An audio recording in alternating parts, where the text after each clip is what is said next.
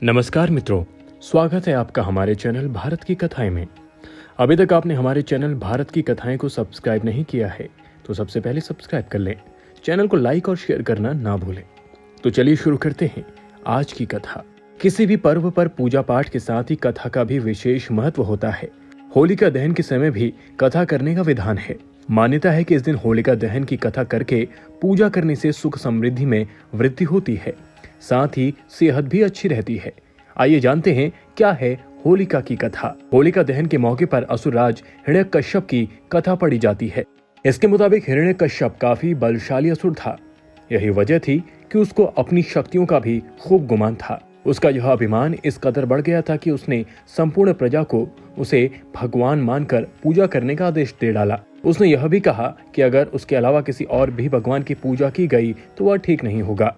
असुरराज हिरण्यकश्यप का अभिमान इतना बढ़ गया था कि क्या प्रजा, क्या उसका अपना वारिस यानी कि बेटा, उसे यह नहीं पसंद था कि उसके अलावा किसी और की पूजा की जाए। लेकिन उसका बेटा प्रहलाद नारायण का परम भक्त था। वह हर समय श्री हरि का नाम जपता रहता था। हिरण्यकश्यप को इससे काफी समस्या थी। कई बार उसे खुद समझाया तो कई बार अपनी सभा के मंत्रिमंडल को भेजा गया, लेकिन प्रहलाद पर इसका कोई असर नहीं हुआ। वह तो हरि भक्ति में लीन रहता था। हिरण्यकश्यप के लाखों समझाने के बाद भी जब प्रहलाद नहीं माने तो असुरराज ने दूसरी ही युक्ति निकाली। उसने अपनी बहन होलिका को बुलाया। इसके पीछे यह कारण था कि उसे वरदान में ऐसा दुशाला मिला था जिसे ओढ़ने के बाद अग्नि उसे छू भी नहीं सकती थी।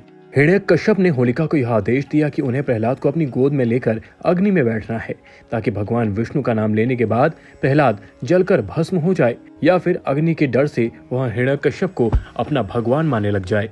हिरण्यकश्यप के आदेश पर होलिका अपने भतीजे प्रहलाद को लेकर अग्नि में बैठ गई। उस समय होलिका ने वरदान में प्राप्ति वाली दुशाला उड़ा हुआ था। यह सब कुछ देखकर भी प्रहलाद तनिक भी विचलित नहीं हुए। पूरी श्रद्धा से वह भगवान विष्णु का नाम जपते रहे। थोड़ी ही देर में कुछ ऐसा हुआ कि शांत मौसम में तेज हवाएं चलने लगी। वह भी इतनी तेज कि होलिका का दुशाला उड़ा और प्रहलाद के ऊपर चला गया।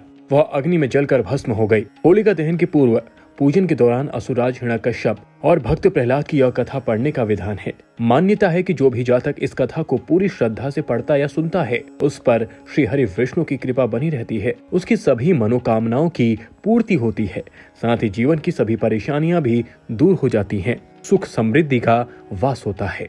अभी तक आपने हमारे चैनल भारत की कथाएं को सब्सक्राइब नहीं किया है तो सबसे पहले सब्सक्राइब कर लें। चैनल को लाइक और शेयर करना ना भूलें।